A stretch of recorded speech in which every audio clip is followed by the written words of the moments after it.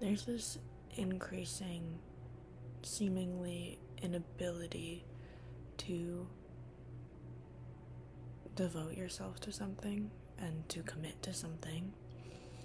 And it, I believe, is most present in younger people, but I believe it's a disease that everyone is experiencing right now. And I wanted to talk about that and why I think that is, and how I think it is true, but also is not true, and where it comes from. So, to start, we have to think of religion and how cultures for so long have often been collected and organized around a religion, and hope and devotion and faith and all of these things as it pertains to religion. So I was thinking about hope and belief and faith and how they're different and how they're related to one another. Hope, and these are just my definitions, so feel free to tell me why I'm wrong. Hope is the wish for something to be true, and it can even manifest itself as an ache or a longing, but it does not necessitate you to act as if it is truth set in stone. So hope is contingent on an unknown. The first thing I would like to say about this is I think that a lot of people feel hopeless. I think a lot of people feel that hope, there's no reason for it because it doesn't mean anything. It doesn't promise you anything. Hope is a wish. Hope is a very, very intense wish that manifests itself in your body as a feeling, perhaps as like a bubble that you it wants to burst. You really want something, and that's hope. And what's interesting is people's reasoning for why they don't have hope is some kind of like perverse, backwards, like the ends justify the means thing, but like in a different way, because it's like, I don't know what the ends are, so what's the point of these means if I don't know if I'm gonna get the ends? And it's like, why not just hope? Why not hope for today? Because today it's something you can hold on to. Okay. And then a belief is something you hold because you identify with it and is now a part of your subjective reality, making it real to you. So yeah, a belief, basically.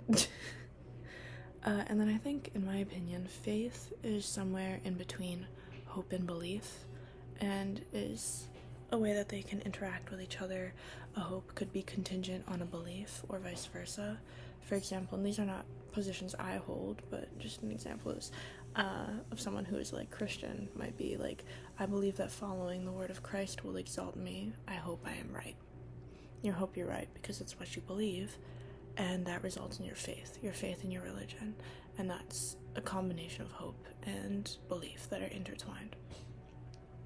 And it may or may not be rational, but it is something that is real to you.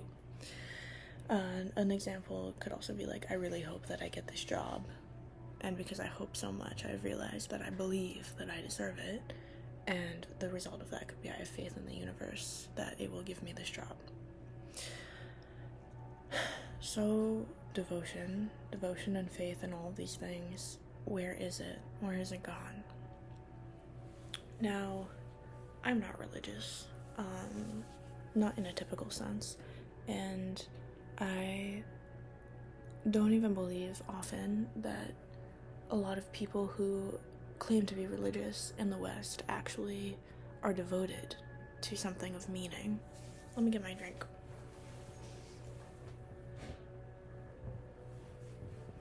This is Value brand grape juice. It's the best one. Okay. So religion. Where did it go? And I'm not talking about Christianity or Abrahamic religions or these kinds of things that have baked themselves into systems of political thought. I'm talking about true, like the essence of religion. I'm talking about people gathering to read something that means something to them, that they believe someone very great and smart made, or people gathering around a fire to tell stories, people worshiping, listening to one another, looking for wisdom, and doing it all in good faith, in love, and walking with the light. That's what I'm talking about. Where did that go? Where did that go? Because I don't see it. It's because our devotion has been co-opted. We are so devoted all of the time. How could we possibly devote ourselves to anything more? I'm devoted to my job. I'm devoted to keeping a roof over my head, to keeping myself fed, to keeping myself off the streets. The amount of effort we have to put in to stay above water as the working class, that is devotion. You don't have time for much more. I find myself having to work so hard to make time to do things I enjoy, for things that make me feed my soul. And when I do them, I often neglect other things that I have to do, because life is just not structured to facilitate all of it at once, not in this world. So,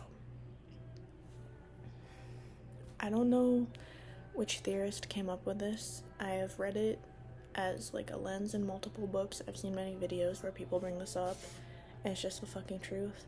The religion of our world, the religion of the majority of the world, and especially in the West, of every single person, whether they realize it or not, pretty much, is capitalism.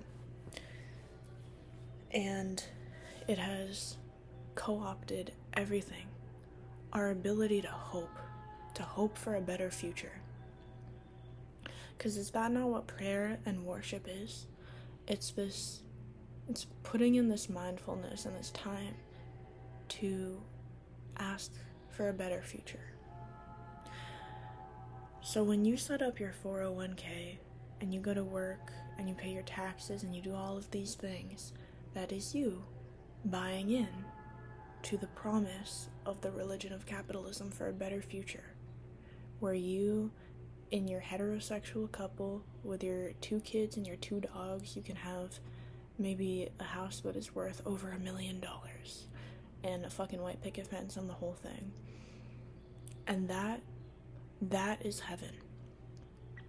That is what people work for, and that is what they worship for. Because if you think of worship as this act of giving yourself over, of being selfless, of being at the mercy of something else, when you go to work and the majority of your labor is not compensated for, and people are making money off of your body, of the labor that you have to do that over time accumulates in injuries, you look around and the people at your job who are older all have disabilities, and you're noticing, hey, that part of my body hurts because of my job. It is capitalism. It's stolen everything from us. It's stolen our ability to hope. And it's devastating. So when people look around and they say, the young people are so disillusioned, they don't know what they're talking about, they don't know what they want, all they care about is like sex and money and drugs, it's like, well, why? Why do you think that? You think they were born rotten? You think we have a generation of people who just came out wrong? We have nothing to look forward to. And that being said, that doesn't mean that you give up, because that's frustrating. I am very frustrated with people who give up. But it is an answer. It's an honest answer to what is happening.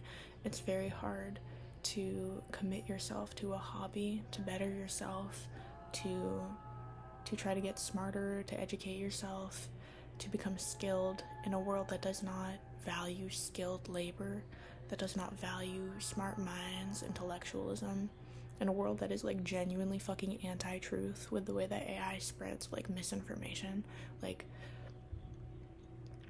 we live in a world that is designed on every fucking level to just undermine us and undercut us and dehumanize us, and people that are like ever so slightly above us in their tax bracket, they look down at us and they spit on us. It's astonishing.